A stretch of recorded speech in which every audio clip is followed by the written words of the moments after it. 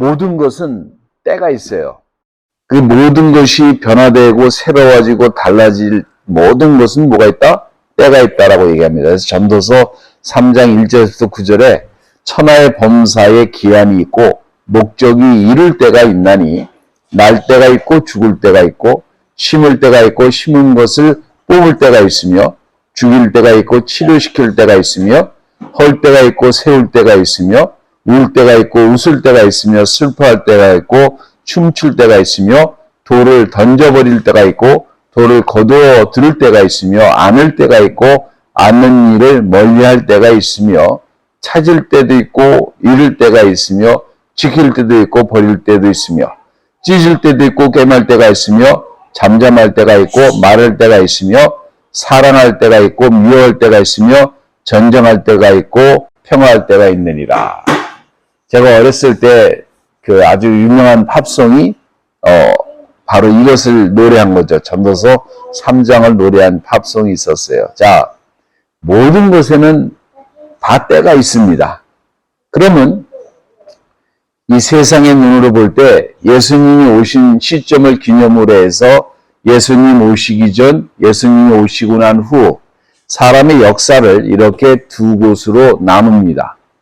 역사의 가장 큰 분기점이 되는 분이 예수 그리스도이십니다. 그러면 이분이 오셨을 때에 그냥 아무 때나 오신 게 아니겠죠. 때가 있었습니다. 예루살렘을 여행을 하면 거룩한 셰펄처라고 하는 교회가 있다고 하는데 그곳의 한 부분에 이렇게 기록되어 있다고 합니다.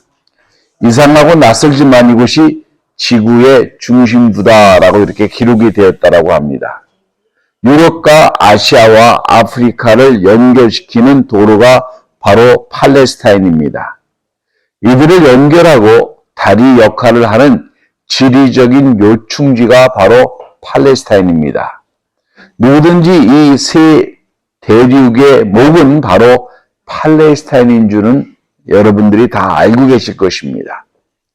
베들레헴, 갈보리, 나사렛 하는 곳에 예수님이 택하신 것은 결코 우연이 아닙니다. 하나님께서 장소를 아주 신중하게 선택하셨다고 하는 것을 우리는 알아야 합니다. 자, 주님께서 장소도 선택하셨을 뿐만 아니라 그 때도 주님께서 선택을 하신 것을 알아야 합니다. 바울이 이렇게 고백을 합니다. 갈라디아 4장 4절에 때가 참에 하나님이 그 아들을 보내사 여자에게 나게 하시고 율법 아래 나게 하신 것은 그렇게 얘기합니다. 어떻게 해요? 때가 참에 하나님이 그 아들을 보내셨다라고 이렇게 얘기를 합니다. 자, 이제 역사 속에서 예수 그리스도 메시아, 인류를 구원할 메시아를 맞을 준비를 해야 되는 것입니다. 이제 하나님께서 이 모든 것을 다 준비시키시는데 이것은 사회적으로, 경제적으로, 도덕적으로, 종교적으로 모든 때가 정치적으로 다 이른 때를 얘기를 합니다. 이때가 가장 적합하게 맞아지는 때가 바로 역사적으로 이 때입니다. 주님께서 다시 오시는 것을 연구를 한다고 하면 우리도 어떤 힌트를 얻을지도 모르죠.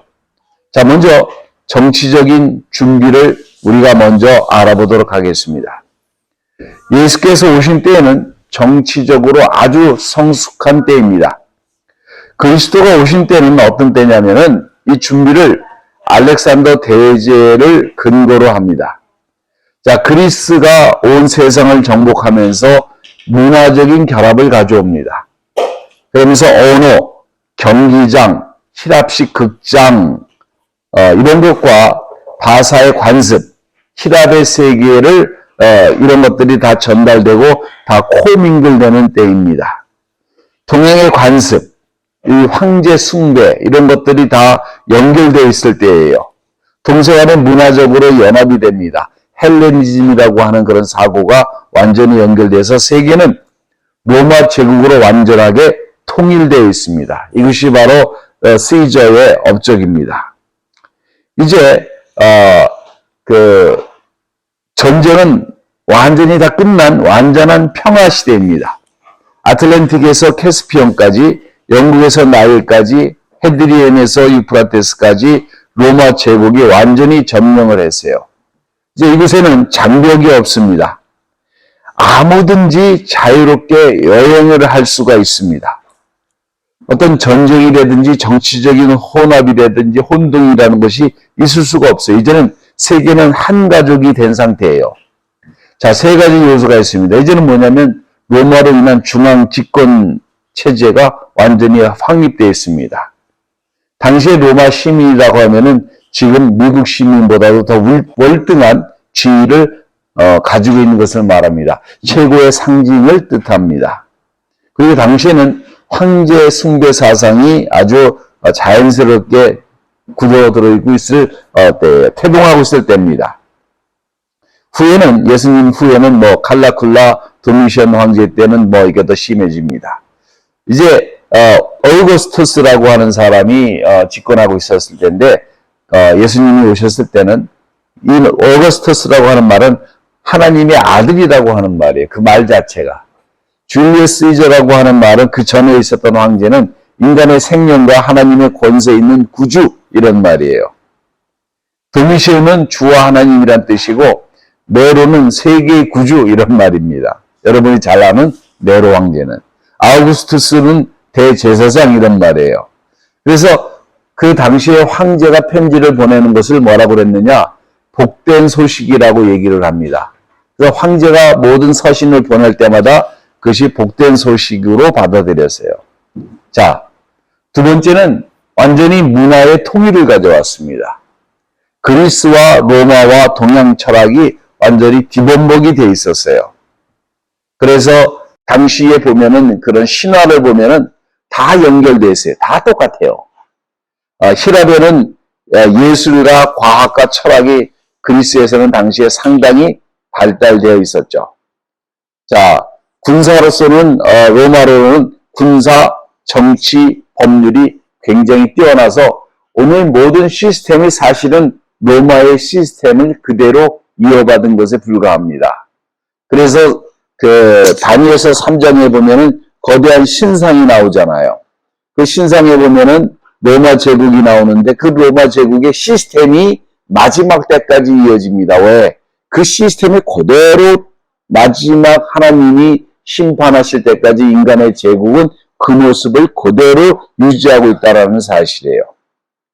그리고 종교적으로는 동양에서 성행했던 물교가 들어오기 시작을 합니다. 자, 팍스 아메리카나, 로마의 평화가 다 지배를 하고 있었어요. 그러니까 뭐냐면 세상에 다 안전돼 있으니까 이쪽에서 무슨 일이 벌어지면 사방팔방으로 소식이 어떻게 돼요? 급속하게 번져나가요. 전쟁이 없어요. 그러니까 뭐냐면 어디서 센세이셔널한 일이 터졌다. 그러면 그 소식이 온 로마 각지에 그냥 소문이 뭐예요? 발 없는 말이 천리 간다고 쫙 퍼지게 됩니다. 그러니까 뭐냐면은 굉장히 빠른 속도로 그것이 연결될 수밖에 없는 거예요. 그러니까 다시 말하면 뭐냐면은 예수님께서 어떤 일을 행하셨을 때 1세기만 먼저 오셨다고 한다면은 복음이 이곳저곳에서 전쟁 때문에 뭐예요? 차단당했을 거예요. 바다에서는 해적이 당연히 팔을 쥐고 있었고 육지에서는 전쟁이 끊임없이 진행되는 상황이었고 길을 걸어간다고 하면 복음 전거하는 자들이 복음을 증거하기 위해서 여행을 할 수 있는 조건이 도저히 안 되는 겁니다. 2세기만 늦게 오셨으면 북쪽에서 침입한 게르만 민족의 대이동 때문에 다른 곳에 초점을 둘 수가 없었어요. 그러니까 주님께서 오신 때는 로마의 평화가 있어서 철의 손으로 정권을 쥐고 있었기 때문에 사람들은 한 곳에서 어떤 소리가 들리면은 그것이 다 퍼져나가게 되고 다 알게 되고 다 이해하게 되고 그런 전기가 되는 거예요.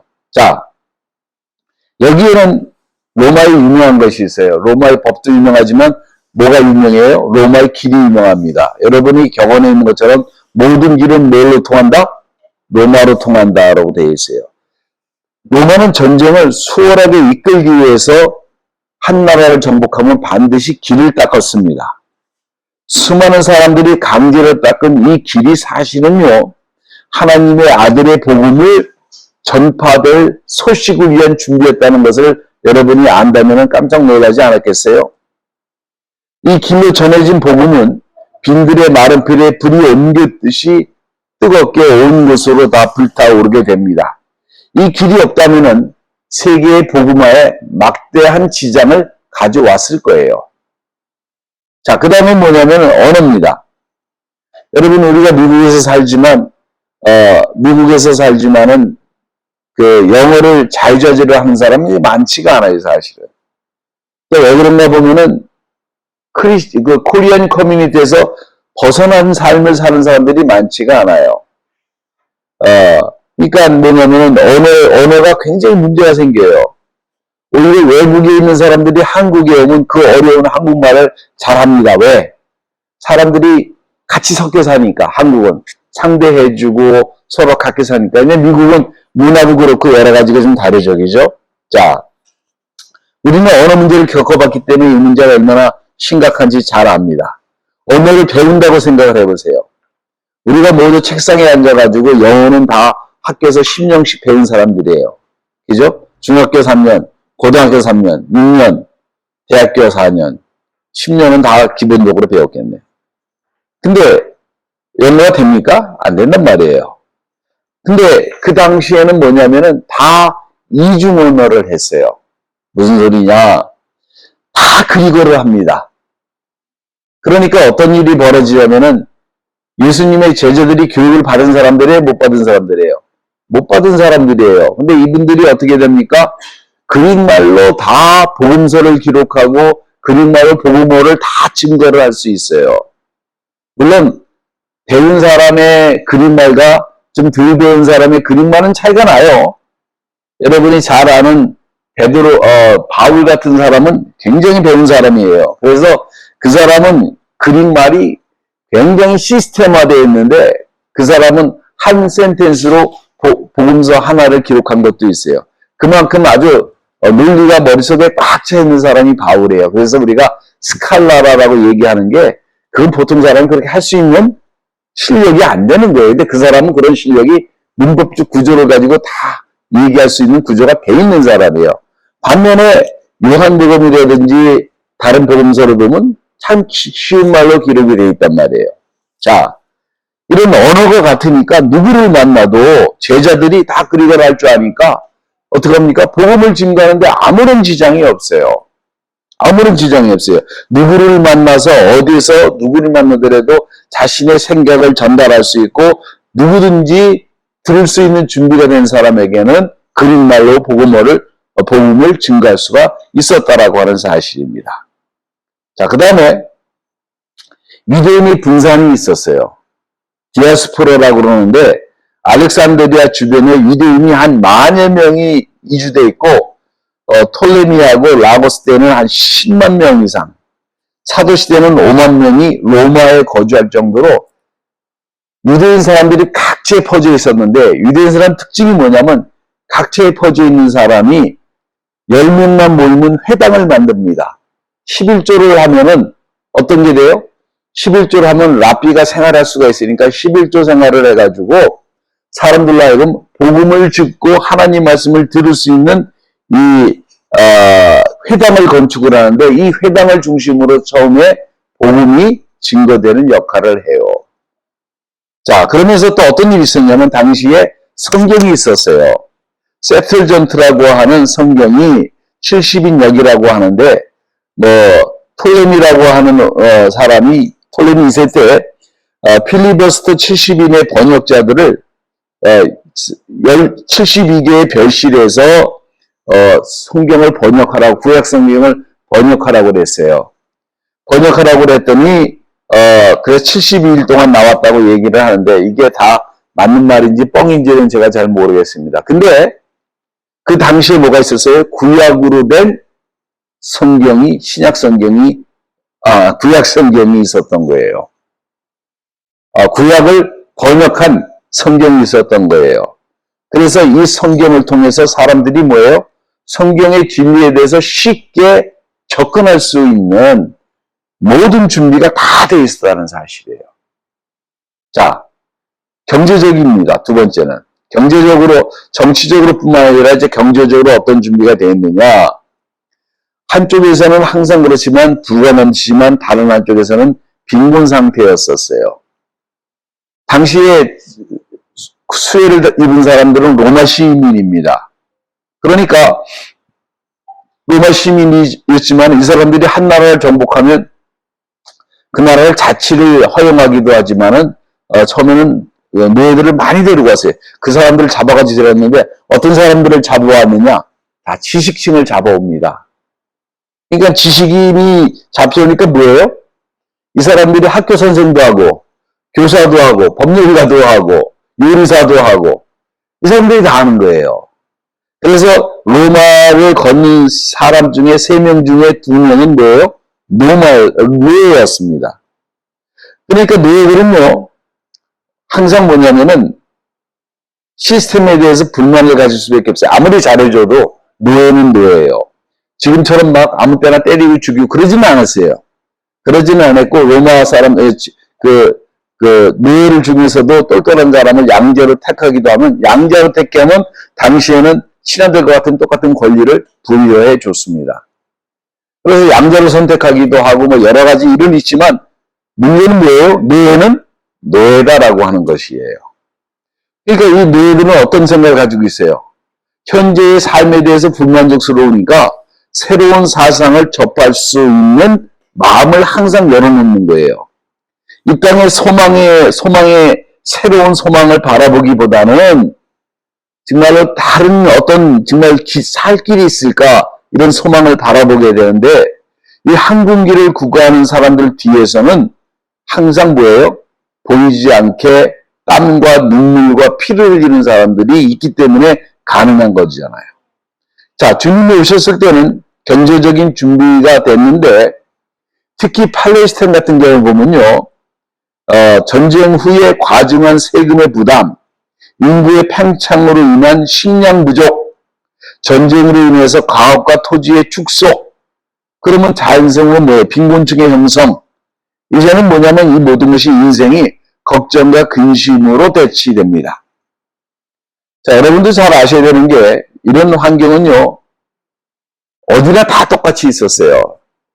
평균 수명이 이조시대 때 왕들이 뭐 40종 넘었다 그러니까 알지 못하는 사람들이 나쁜 짓 많이 해서 바람 펴서 그렇다는데 그런 게 아니고 당시에는 뭐예요? 평균 수명이 미국도 1900년도까지 39살이에요. 평균 수명이. 일찍 죽었어요. 그게 먹을 게 없고. 예. 그러니까 굉장히 힘들었어요. 우리나라도 보릿고개라고 그래가지고 굶어야 되는 시기가 항상 있었어요. 아마 젊은 사람들은 모를 거예요.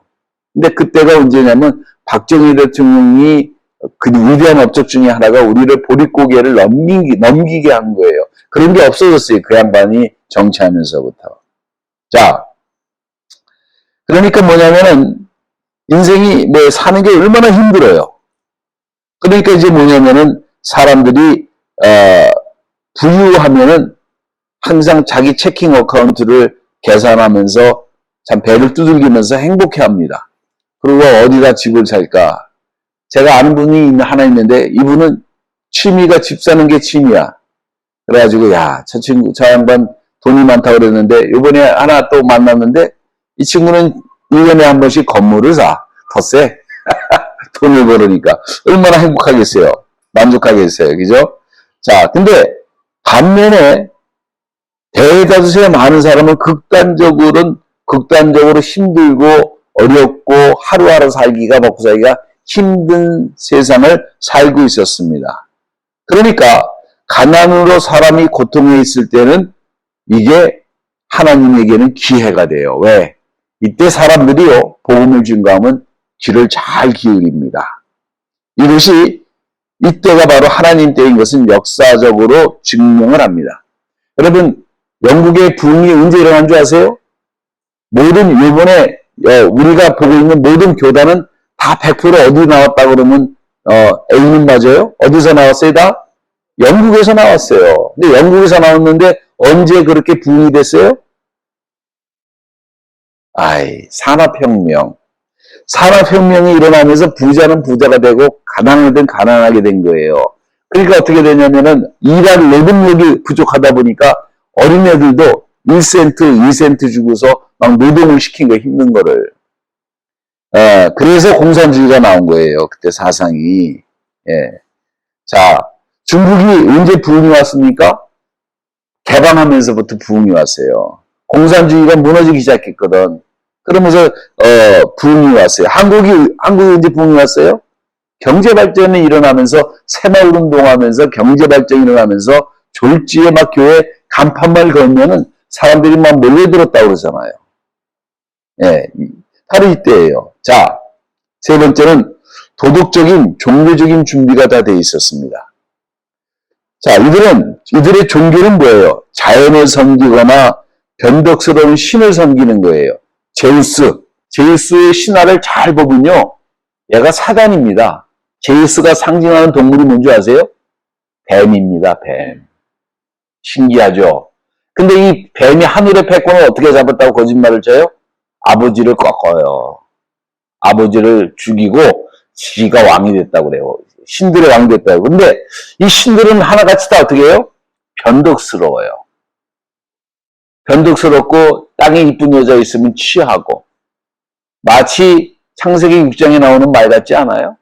그러니까 아주 재밌는 거예요. 자, 다신교입니다. 그리고 이들은 뭐예요? 신들이 잘 삐져요. 그리고 아주 탐욕스럽고 괴팍하고 이 신들이 다 그래요. 자, 근데 황제를 또 섬기는 사상도 또 만연되어 있었어요. 황제는 뭐예요? 신이에요, 신. 그리고 전쟁을 또 승리하면 그 망한 나라의 신을 수입해가지고 섬기는 것도 유행입니다. 그러니까 동양의 밀교가 대중에게 유입되면서 이제 뭐냐면은 성적인 타락을 부추겼어요. 자, 어느 정도냐면은 여러분이 성전을 생각하면, 제우스 성전 생각하면 멋있고 뭐 거기서 뭐 경건하고 거룩한 걸 생각하잖아요. 아니오시다. 그 안에는 뭐가 있어요? 남창과 여창이 있어요.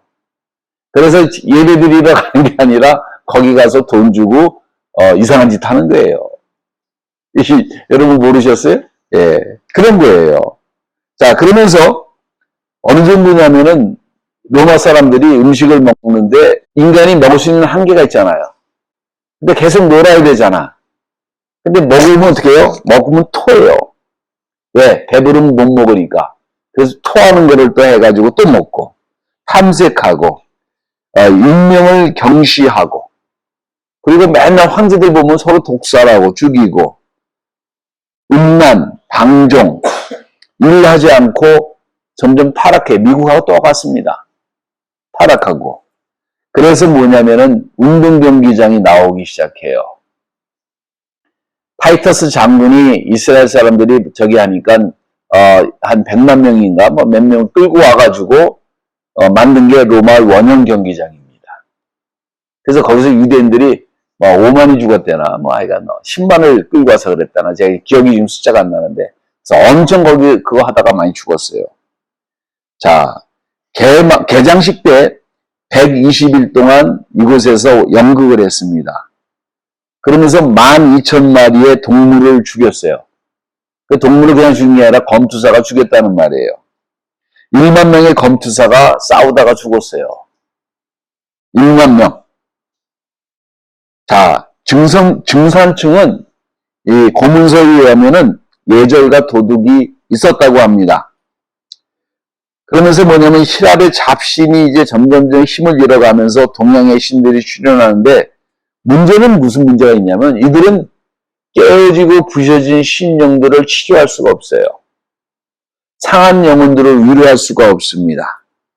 밀교가 성행해요. 아이시스, 오시리, 바사와 미스라, 시빌리 이런 신들이 와가지고 막 하지만 사실은 다 뭐냐면은 귀신 들려가지고 이상한 짓 하는 거, 그 다음에 밀교, 그 다음에 음란한 짓 하는 거 이게 전부일 뿐이에요.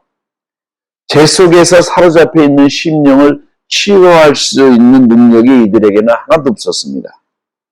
사단의 역사로 인해 사로잡혀 있는 사람들에게 이들이 할 수 있는 것은 아무것도 없었어요. 죄로 인해 고통받는 사람들에게 로마 황제가 무엇을 할 수가 있겠습니까? 물질 만능주의가 무엇을 할 수 있겠어요? 무엇을 줄 수 있겠어요? 전통주의, 세속주의, 그리고 신들을 간접 체험한 자들이 쓸 땅이 없는 거예요. 영적으로 갈급한 이들에게 영적인 공급이 필요한데 누구도 무엇을 설명할 수가 없는 상태까지 영적으로 도달했습니다. 그러니까 뭐냐면은 이들에게 뭐냐면 나는 왜 존재하는 것인가? 나는 어디서 왔으며 어디로 가는 것인가? 이런 구원에 대한 갈망들이 막 샘솟듯이 솟구쳐 있었다는 사실이죠. 자, 이런 경우에 미친 짓을 사람들이 종종 하는데 이들에게 남아있는 것은 신화입니다. 전설입니다. 사람들이 만들어낸 신뿐이에요. 이들에게는 물질주의와 힘을 숭상하는 것과 종교적인 전통 외에는 아무것도 없었습니다. 이들에게 필요한 건 뭐예요? 진리였습니다. 근데 누가 이 진리를 이들에게 가르칠 수 있겠어요? 자, 새로운 소망이 바로 유대인들에게 전파되기 시작을 합니다. 바로 메시아의 사상입니다. 이때 광야에서 외치는 자의 소리가 있자 수많은 사람들이 광야로 달려간 것은 바로 하나님의 손길이 있었기 때문에 가능한 것이에요. 사람들은 이제 나사렛 예수의 인도하심을 받을 준비가 다 되어 있었던 것입니다. 영적 부흥이 이제 나타나기 위해서 태동하고 있었던 거예요. 모든 사람들이 인생의 허탄한 의미를 깨닫고 새로운 삶을 시작할 준비가 되어 있었던 거예요. 자, 이때에 주님께서 오십니다. 모든 것은 주님의 때에 이루어집니다. 우리의 삶도 마찬가지예요. 모든 것은 주님의 때가 있습니다. 주님께서 세우실 때도 있고 무너뜨리실 때도 있고 고통을 주실 때도 있고 웃음을 주실 때도 있습니다. 이제 우리의 인생은 주님께서 인도하시는 그 때에 따라서 지혜롭고 헌신되게 하나님을 바라보는 것이 아마 우리의 준비인 것 같아요. 이제 저는 확신합니다. 마지막 때가 다가오고 있어요. 요새 젊은 아이들하고 얘기를 해보면 제가 깜짝 놀랍니다. 아이고야, 소리가 저절로 나와요. 어떻게 이 세상이 이렇게 됐지? 라고 생각할 정도로 도무지 받아들일 수 없는 행태와 사고와 그 습관들이 이 젊은 세대를 사로잡고 있는 것을 보면은 정말로 몸소리치고 두려워집니다. 이제 영적으로 다시 주님을 우리가 갈급하게 사모할 때가 온 것 같아요. 하나님이 다시 오실 때가 아마 준비되어 있는 것 같아요. 주님이 오시는 곳에서 준비된 영혼이 되시는 여러분 되기를 예수의 이름으로 축복합니다. 성경의 마지막 구절을 제가 읽어드립니다. 주 예수여 어서 오시옵소서. 마라나타. 이것을 기다리시는 여러분 다 되시기를 예수님의 이름으로 축원합니다.